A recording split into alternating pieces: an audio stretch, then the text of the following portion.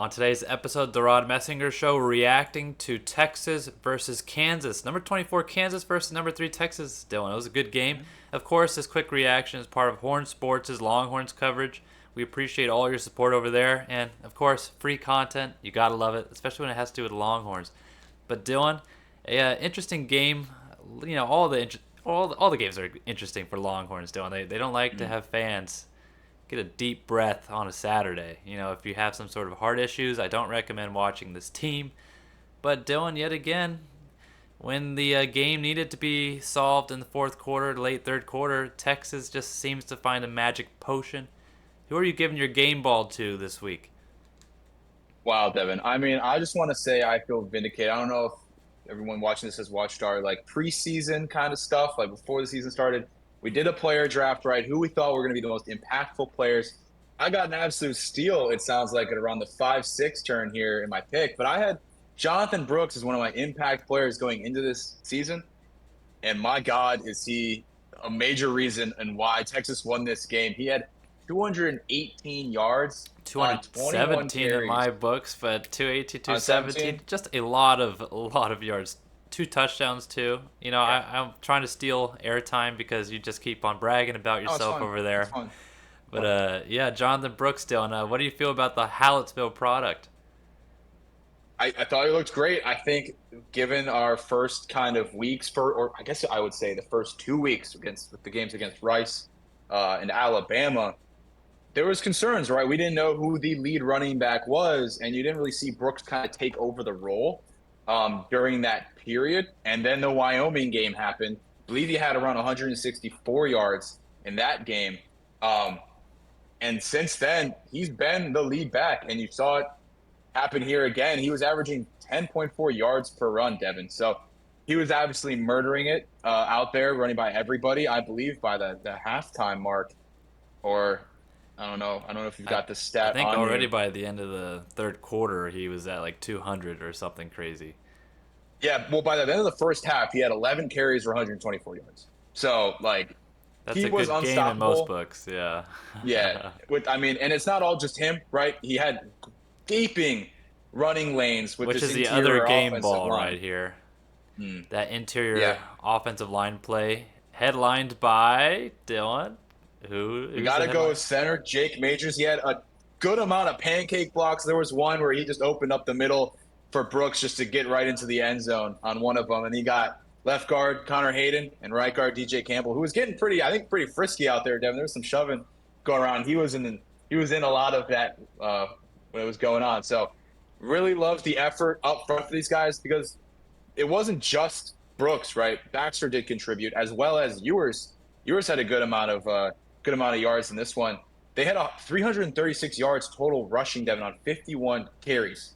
They were averaging 6.6 yards per carry for everybody. So again, this is the running game, including the offensive line. That really showed up for Texas.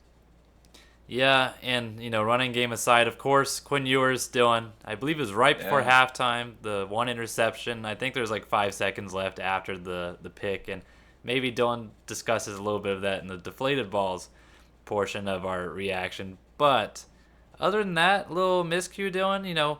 The one touchdown throw for Ewers, and of course 2 on the ground.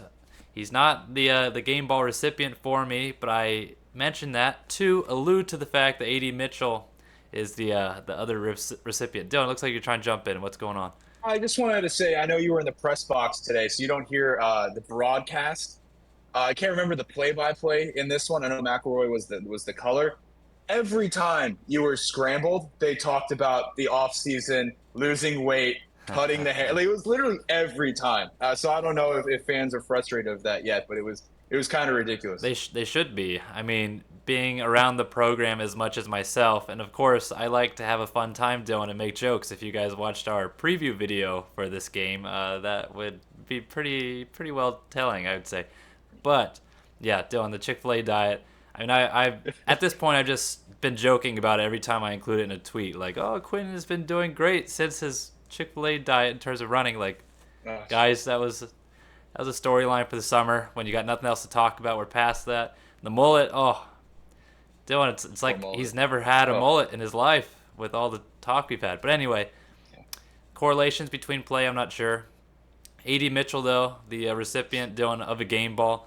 He had 10 catches for 141 yards and a touchdown.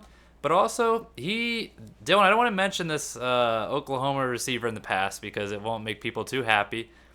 But he had kind of glimpses of almost a CD Lamb. Now, I don't know if they're the same in terms of height, but they were just threats over the middle. Of course, Lamb against Texas, Yeah. though, took it a little more than just a safety blanket. But A.D. Mitchell in this game, if you needed a big get, he was there, and he was Yeah. making some tough catches. Quinn was not necessarily all that accurate today. He got the ball where it needed to go, but his guys were having to make some great plays. A.D. Mitchell did that, and of course, the touchdown, to add it all up, pretty nice day for Mitchell.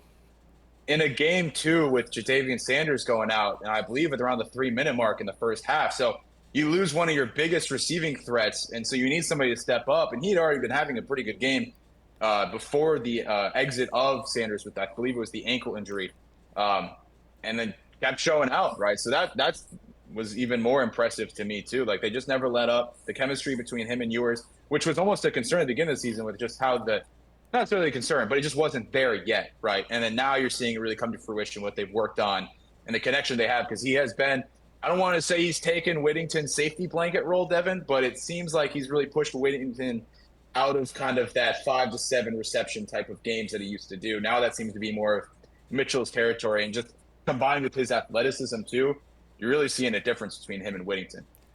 No, I agree. As much as you're taking shots at my boy, I'm not taking shots. I'm just all saying, jokes, all talent-wise, jokes. Mitchell has been looked really I good. think Whittington, as you're alluding to and saying so kindly, has kind of This is horrible. got I don't like where this is going. kind of gotten into a maybe less catches than this guy, but a Jason Witten sort of role. I know I've talked about it in the past where that is kind of Whittington's role as that third down blanket or someone you could just get the ball to, pick up 10 yards, move the sticks. Of course, yeah, it seems like it's been a little more intermittent with the addition of AD, but AD's, Adonai is just such a threat everywhere. I think Whittington, in some ways, gets to focus on the things he likes to do too, Dylan. He likes to block guys. I think he enjoys that more than the good touchdown, but I don't think we have seen, of course, the end of Whittington, No. especially with Oklahoma coming up. If there's ever a game that is calling for his name, I feel like he was born to be playing in that. Just like my boy Jordan Shipley. See, when you get Whittington, No, Witten, jeez. and Shipley all in one There we little go. thing, I'm having a good day. And what I mostly mean is just, there's so many mouths to feed in this Yes, offense, I right? know. Somebody's We're going to take the front teasing of you it. here. And Whittington is one of the leaders in the locker room, right? So I'm sure he's willing to, as long as they're winning, he's not going to worry too much about his receptions. Oh yeah, my perception of Whittington has not changed. He's still that guy. A.D. Mitchell, though, was a 5-star transfer to Texas. Definitely not someone to be looked at lightly, and someone who's competed with Worthy. Although, I mean, you don't have to be a rocket scientist to understand that both have benefited from playing with each other. Worthy will have one just monstrous game, and AD will have another. You really have to pick your poison. As Dylan said, there's a lot of mouths to feed, so nothing surprising there. Now, Dylan, the deflated ball section, named by Dylan, so if you want to come at somebody, he's the guy. I got to start. My boy, Dylan texted me about I it. need you. Yeah, I need you to talk about this. Dylan wanted me to talk about it, so here I am, just taking the bullets for my boy Dylan. Burt Auburn, 2 for 4 from field goals. His high, I believe, career-wise, is 49 yards, so it's not like he has a crazy range. Of course, it is college football, but he did miss one from 47. I wasn't sure of the other distance. Just No, it's not. 50. It was 50. It was See, exactly 50. that was part of my thought process in the press box was you got to know what Burt Auburn is, and as much as you love him, he is not Mr., deep 40s and 50s in terms of making it. Maybe in practice he does, but Dylan, in game, it's kind of like a authentic Alabama kicker, that's good in a machine from 38. Otherwise, I You don't don't know. want that though. With Alabama, that was their kryptonite in a sense. Like I know the Auburn's the biggest example, but it's like that really limits your offense. And I know we're talking about like what Bert Auburn is and what he's not at this point, given our sample size. But like the fact that he is struggling past 50 or even let's say 40 at this point, because he's now 2 for 4 this season on kicks beyond 40 But are you yards. saying you don't want that as a team or what? what I'm mostly saying is it's limiting of your offense, right? So no, you do not want a kicker that is struggling to kick more than 40 yards. Like no one wants that, especially for a program like Texas where you're competing against some of the best talent in the country, right? Like this isn't like MAC football or anything where like the kickers aren't necessarily kicking past 30 yards at this point. Like it's a big part of your offense, and it makes it harder for Texas in the long run when they're in situations at like the 30-yard line, the 40-yard line, where they're going to have to really think about going for it on fourth down now because they don't have a reliable kicker. I'm not saying Auburn is done for or he can't kick past 50, but he hasn't shown it this year. He's struggled, and it's not something that you really want to see going into, let's say, a rivalry matchup next weekend. No, of course, I have no disagreements there. I don't know why you were coming at me, Dylan, on that, I'm but just saying. I'm just saying. chill out over there, bro.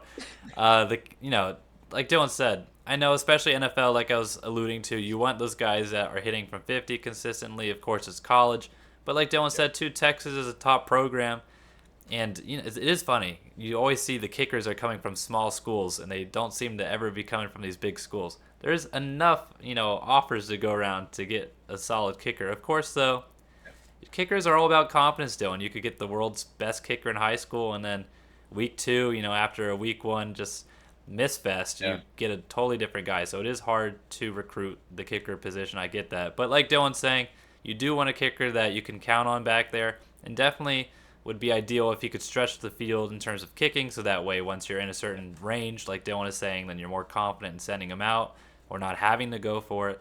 So yes, I'm all with you there. But yes, Auburn is not too fantastic from deep, and so unfortunately, I can't say those surprised me. He's yet again authentic Alabama sort of blueprint, and it's kind of ironic I'm saying Alabama given his last name. But yes, Bert Auburn needs some better performances from him. I haven't given up hope. He's my boy. He's got the hair to prove it. Yeah. But Bert Auburn, and then Dylan, who is your second deflated ball recipient? Yeah, it was tough to pinpoint. Like, I want to preface this with saying, I want to say it's like half deflated, right? The PSIs are a little low. You'd like it to be a little bit more better, like ready for the Like a game, Tom but Brady you're football. still missing a bit of air. Yeah, and I'm only saying that because like the coaching staff, they had a great game plan, right? They were really going to test the interior of the defensive line for Kansas. They were going to try to run the ball on them, especially in cases where maybe yours is missing on the accurate deep balls in this game in particular, right? So they knew exactly what they wanted to do to them, and they executed really well. But it was a lot of times it was the first half. There was one sequence right towards the end of the first half, better yet, where they got the ball back. There's about a minute 16 left. They're driving down the field. There's a pass to A.D. Mitchell, and Stark decides to go tempo instead of using some of the timeouts. He kind of rushed the offense a little bit and kind of led to a point where you would have liked him to kind of take a breather a little bit. And that was also the drive in which Ewers ended up throwing his first interception of the year, right? So that was a little bit questionable. You'd like to see him actually use his 3 timeouts because obviously the 3 timeouts don't carry over into the next half. So What? use them when you got them. Yeah, crazy, right? But like Rocket again, science. that's been like a consistent like a lot of head coaches. I don't know if it's just them getting into the game. Like probably Stark will explain it during a press conference if he hasn't already, but about that. But there are definitely moments where it's easy to get lost in the game, and that's when you see like those timeouts not being used, right? But that's something as like an observer would have liked to see. I know they talked about on the broadcast as well. And then Devon, I don't know how you felt about it, but for Texas to get their 40th point of the game, they did a Ewers bootleg, kind of opening them up to possibly getting an injury, right? Obviously, it didn't happen or anything. But again, that, in my opinion, that's a little questionable just in the sense of you probably could just run it up the gut about 2 more times with Brooks or Baxter and get into the end zone, or even mix in Barron Sorrell that we've seen before, right? So there was a few Byron coaching Murphy. decisions. Come on now. Or Byron Murphy. Come oh, on Jesus. now. Disrespect. This is painful. Yeah. Oh, but I think you he was lose in on your one card of them too. on But that yeah. Something like that. No, all jokes. Yeah, I mean, I won't lie, Dylan, that rollout did make me nervous too, especially when I saw it was basically a one-on-one foot race. I was like, this usually does not end in a pretty way. But, give credit to Quinn Ewers, Dylan. We're making fun of that Chick-fil-A diet, but it paid off there. I mean, he found the end zone. And, before halftime, Sark is an accountable guy. There's a lot of coaches that will deflect blame, ironically enough, given that they preach, accountability. But Sark does tell it as it is. And in the post-game press conference. I don't know if he specifically mentioned that, but he did say his halftime speech to the guys, of course, was hyping him up, but it was also saying, like, the coaching staff made some mistakes. Play calls, some of them could have been better. Like, I'm working on it, of course. Like, second half will be fine. And, of course, it came through for them. Dylan, my deflated ball goes to big plays against the defense.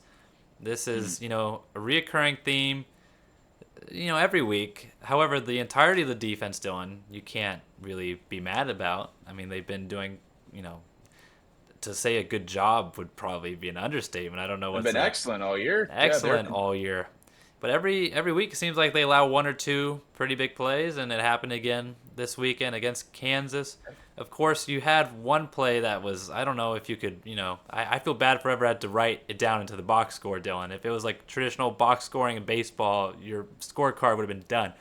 But the Jason Bean rush that just had his spine adjusted. He should be paying Jalen Catalon for that free adjustment, Dylan. Can we talk about those hits, though? Oh, my God. He just comes in like a firing truck. And I feel like sometimes. I've seen more of him, too, Dylan. I don't know if I am going crazy, but I feel like Catalon over the course of the year, a little bit more snaps. But, yeah, he's laid the boom a couple of times. Later in the game, he laid another just absolute hit. But yeah, it was like third and one, forced to 4th and 1. Yeah, but he nailed Jason Bean on that.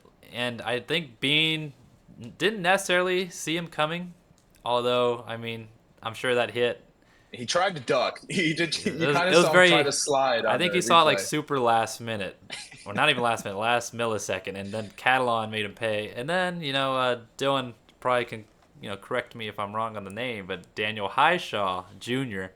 Picked it up and scored a touchdown. I mean, if you're going to give up a touchdown play, that's quite an unfortunate way to do it. Of course, you don't draw that up in the playbook that way, but did not end up well for Texas. And then, as Dylan can probably discuss further with his nice, TV viewing versus Devon's press box, you have to duck for TV's viewing.